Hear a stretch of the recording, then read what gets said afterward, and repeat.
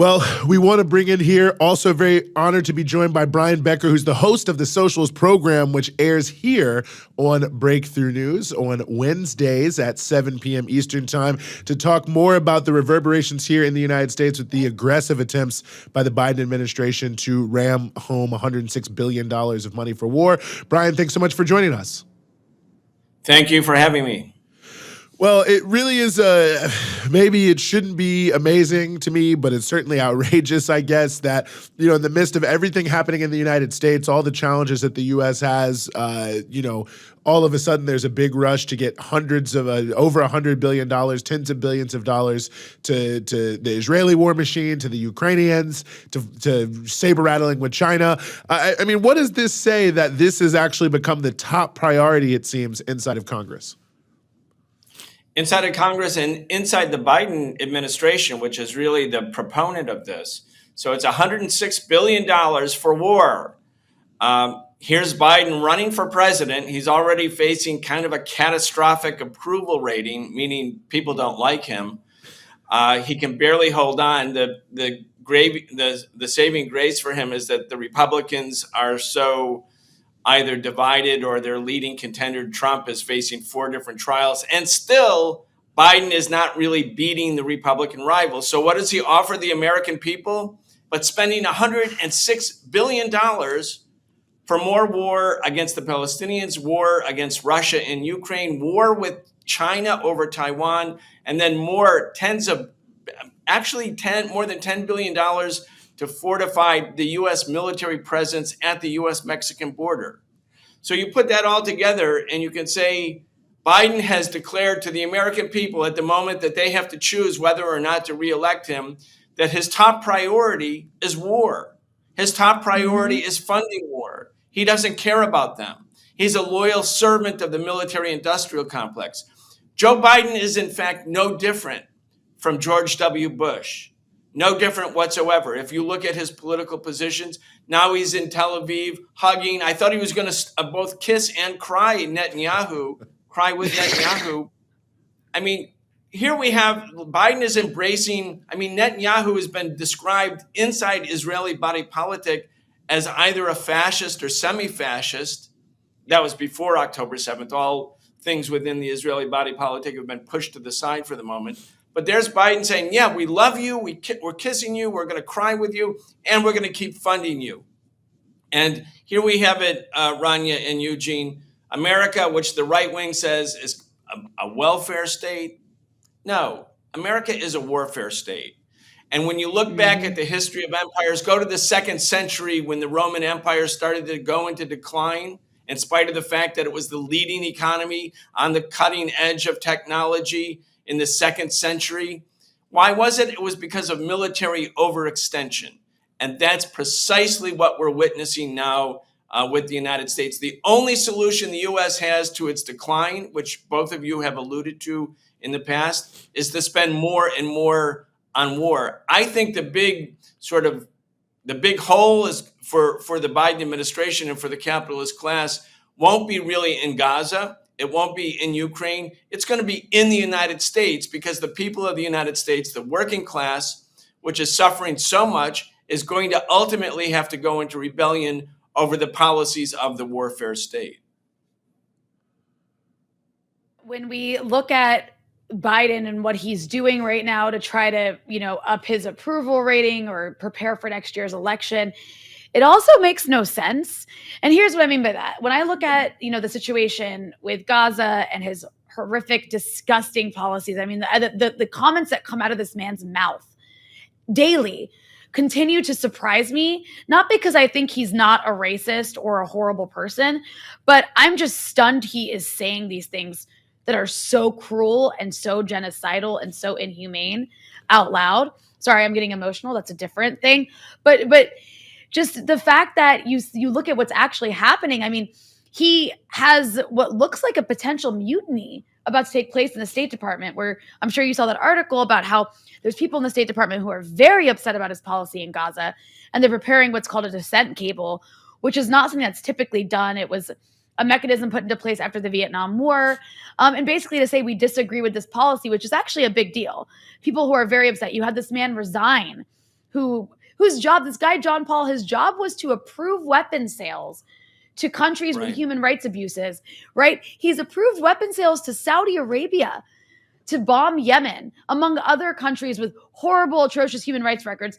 This was too far for him. He actually said in his resignation letter, I've made many moral compromises. This is too far. I mean, that just shows you how disgusting the situation that they're allowing to take place in Gaza actually is. You have 400 staffers for members of Congress, who I assume are probably almost entirely Democratic members, signing a letter demanding that the people they work for support a ceasefire. And then there was a new Gallup poll that came out, and I'm just going to read a little bit from it. It says, President Joe Biden's job approval rating among Democrats has tumbled 11 percentage points in the last month to 75%, the worst reading of his presidency from his own party. And then it goes on to say this drop has pushed his overall approval rating down 4 points to 37%. Early this year, Gallup found that for the first time in the U.S., Democrats' sympathies for the Palestinians outpaced those for the Israelis. This is important. I think this is important because he's dealing with a party, a base, whose sympathies are more with Palestinians than with the Israelis, who are very upset about the policies they're seeing take place now. A lot of those people are Arabs in places like Michigan, a major swing state. What is this guy thinking? I know you don't know what he's thinking, but I mean, what are your thoughts on this? Because if this continues, like, is this guy trying to lose next year? Not that his election means so much to me over the lives of the people that he's destroying in Gaza and potentially the entire Middle East, which he's about to light on fire so Israel can continue a genocide unimpeded. But like, what's the writing on the wall here, Brian?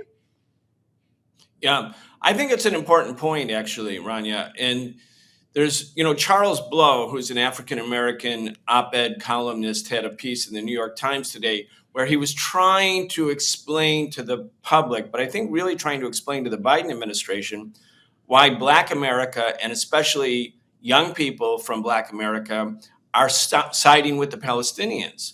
And I think the reason that Charles Blow has the op-ed is that there's a sort of a signal to the Biden administration, an alarm signal, a warning. You could lose this election even over this issue, which, as you've said in years past, that wouldn't have been the case. But what is it going to take for Biden to win? One, he has to have a lot of enthusiasm for his campaign, sufficient because people want to come out and vote. And secondly, that enthusiasm has to be generated in part because of the danger, say, of Donald Trump being reelected. And that's the only reason Biden won in 2020. People were enthusiastic about getting rid of Trump. They weren't enthusiastic about Biden. And now if voter turnout is suppressed, if voter turnout is not suppressed by the usual means of suppression, but because people don't care or they don't approve, they don't support Biden, they're not as alarmed about Trump, or they're just disgusted, as you are, Rania, that this man could talk like this, that this man could say, after the Israelis have admittedly dropped 8,000 bombs and missiles on Palestine in 2 weeks, one of the most densely populated parts of the world, he says, well, I don't know if the Gaza Health Ministry is telling the truth about civilians dying. I mean, this callous disregard to Black America, I think, for young Black people who are in solidarity more and more with the Palestinians, they think like, no, this is racism. And they're not going to be enthusiastic about supporting a racist genocide against the Palestinian people. Now, Charles Blow doesn't actually know how the affinity between Black America and Palestine developed. It didn't start, as he asserts, in 2014 with Ferguson. It started with Huey Newton, with Kwame Ture, with Malcolm X. I mean, this long tradition, and people are looking at what's going on in Palestine, and large numbers of oppressed people in the United States identify more with the Palestinians than with the American-backed Israeli apartheid regime that's bombing the Palestinians. So I think that this could be the big turning point, actually, for the Biden administration. It could easily cost him the election. Not, as you said, Rania, not that that's the most important thing, but it shows this about Biden.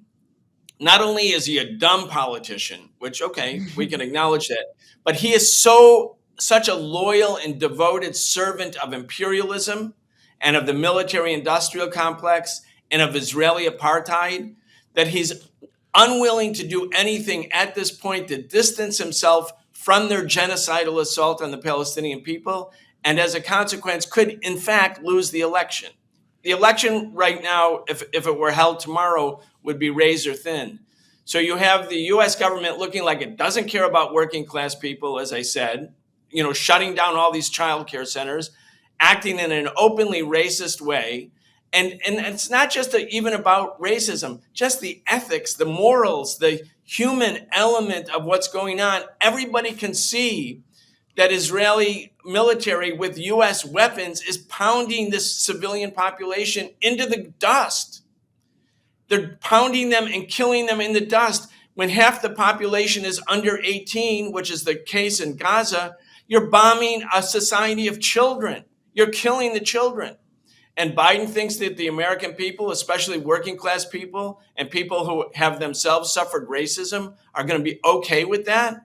No, he might be living in some earlier era in terms of perception about American public opinion, but it doesn't correspond to what's going on right now at all. No, I think that's, a critically important point on so many different levels. And, I feel we talked about this a little bit earlier in the show in the context of what happened in Ferguson and what we've seen since then.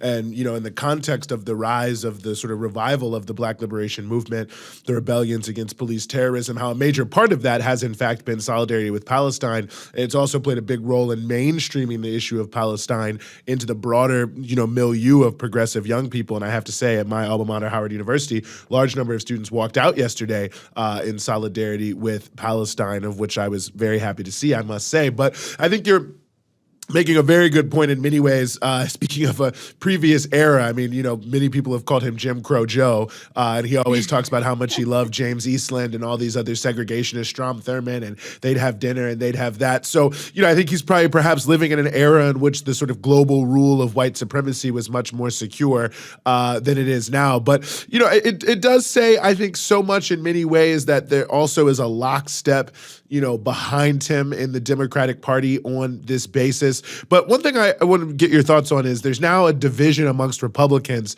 about whether or not to separate the money that they want to go to Israel from Ukraine, because there are more Republicans who are critical of the war in Ukraine.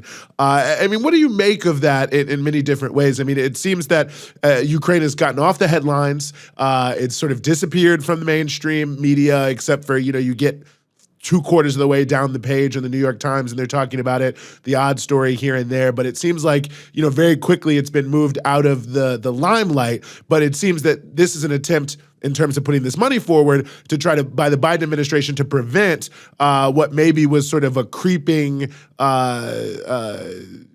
diminishing of the role of Ukraine, and bring that back to the forefront in terms of U.S. politics. There's always been a strain within modern day Republican Party politics of isolationism. Before World War II, the anti-war sentiment was basically within the Republican Party. And a big part of the Republican Party, not to mention parts of the Democratic Party, but big parts of the Republican Party were pro-Germany under the leadership of Hitler. So they were against going to war because they were actually had sympathies for the Nazi regime. And so this strain of isolationism exists very strongly. I mean, it started back with George Washington, who always argued against entanglements in Europe, et cetera. I mean, there's an element of this within American political history. But the modern day Republican isolationism is one basically kind of right wing. And as a consequence, when people say, well, some of these right wingers are against spending money for the war in Europe, the war between Ukraine and Russia, some people on the left mistakenly think that that's a genuine sort of anti-imperial or anti-war position, when it's not, because these same forces are gung-ho about killing Palestinians. And these same forces are gung-ho about going to war with China. So because it's a conflict in Europe, maybe there are some elements of their white supremacist world outlook, which is so dominating, makes them think like, no, we don't want to be killing white people in Europe, but we're all too happy to be killing brown people in Palestine or Chinese people in Taiwan. I think it's like this kind of fundamental racism where they couldn't really find a way to stand with Palestine. And then there's a big current of the same wing of the Republican Party who identify as Christian Zionists. I mean, they've had this long-standing, decades-long relationship between right-wing evangelical Christian movements in the United States that are the enemies of progress here, the enemies of civil rights for Black people, the enemy of women's rights. They have been marching in lockstep with the Israeli Zionist regime, for some for theological reasons, some for apocalyptic theological reasons, but basically because they constitute a right-wing political alliance. So this element of anti-war sentiment in parts of the Republican Party is not divorced from their white supremacy. And so then the question comes for people who are genuinely anti-war, how do you build a broad anti-war movement in the United States that's actually effective? Let's look at what happened in Vietnam, or what happened during the Iraq War, or what's happening now when it comes to regarding Palestine. The movement against war has to be not simply protesting against this or that war, but against the capitalist imperialist system that is addicted to war, that promotes war as a means by which to maintain U.S. global hegemony and U.S. corporate hegemony. And so it would be ridiculous for us to say, oh, because somebody coincides a position with us on Ukraine, that they're now our friends. No, you look at what's going on. You look at Marjorie Taylor Greene. You know, she said, oh, I'm against war funding in Ukraine. But she wanted to have all the people who were at the Capitol, including mostly Jewish Americans who were demanding a ceasefire. She wanted to have the police crack their heads. She was calling on them to be evicted. So this is an element, kind of a bizarre element in American politics. And again, as soon as the attack on Pearl Harbor happened, that anti-war isolationist wing of the Republican Party folded, and then the whole country united for the war effort in World War II. So we need an anti-war movement. That's what we're trying to do on November 4th. I know other speakers here have talked about it. We're going to have tens of thousands of people, maybe the biggest demonstration for Palestine in U.S. history. That's going to be a broad coalition of Arab Americans, Muslim Americans, South Asians, but also people from the African American community, the Latino community, the Asian American community, from unions, from community groups, people who are fighting for progressive social change. That's the kind of anti-war movement that we need, and it's the only kind of anti-war movement that can succeed. I have one thing I want to ask you, and I want to ask it to you in the sense of like, because you've dealt with this for years, Brian, because you've been an anti-war activist for a very long time. Do you condemn Hamas? What do people do with that question? No. It's hilarious in the sense that it's become a running joke. Now, actually, when I go to the gym sometimes, when I walk into the gym, a couple of my friends there ask me, do you condemn Hamas? It's just like a running, because that's just how everybody treats Arabs now, is do you condemn Hamas? Or anybody who's pro-Palestinian, do you condemn Hamas? But you've dealt with that question. Do you condemn Saddam? Do you condemn Assad? Do you condemn, and on and on and on. Do you condemn Gaddafi? Do you condemn? And I'm not trying to compare Hamas to those people, but I do think it's important for those who are being faced with that question constantly and interrogated with it. How do you respond? Well, how did Hamas come into existence? I mean, if there was no Israeli occupation that had stolen the lands of the Palestinian people, none of the Palestinian resistance organizations would exist. They only came into existence as a consequence of the occupation. I mean, this is sort of like what happened 60 years ago when people were about to march on Washington for the civil rights movement, and Dr. Martin Luther King was marshaling people together, and the topic became, will you denounce Malcolm X? Because he promotes the idea that Black people shouldn't simply be pacifists, that they should engage in self-defense if threatened by racists. It's sort of a false question. The question is really, do you support occupation? Do you support apartheid? Because all of the different trends that exist within the Palestinian resistance movement have come about only as a consequence of the occupation of their country. Palestine didn't have a Hamas or a PLO or Fatah or a PFLP before the occupation. So now the people who are the supporters of Israel are trying to have this little litmus test. Oh, yeah, maybe we support human rights for the Palestinians, but you must now denounce this wing or that wing of the Palestinian movement. I would say to the people of the United States, if you want to get rid of apartheid, be against apartheid. If you want to get rid of war in Palestine, end the source of war. What's the source of war? It's the same as the source of the apartheid, which is the theft of the Palestinian people's lands, the apartheid regime, which has been acknowledged even by former President Jimmy Carter. This is like the people in South Africa when they were saying, Nelson Mandela used to be declared a terrorist, right? It was only 1988 when the U.S. Congress passed a resolution over Dick Cheney's opposition, by the way, lifting the characterization of Nelson Mandela as a terrorist. So the people in South Africa were living under apartheid, brutal, fascist, racist apartheid. And then people in the West, in the countries that supported apartheid, constructed it, are then asked, well, do you support this wing of the anti-apartheid movement or that wing? What's yours? Where do you stand? As if that's a litmus test. I think it's a phony question.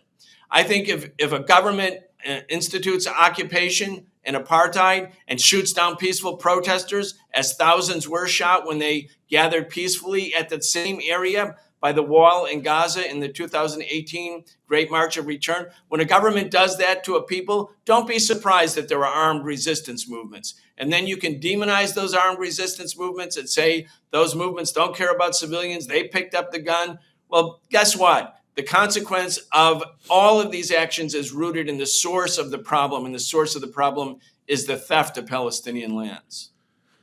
Brian Becker, host of the Socialist program, which you can catch here on Breakthrough News Wednesdays at 7 p.m. As always, thank you so much for joining us here on the Freedom Side. Glad to be here.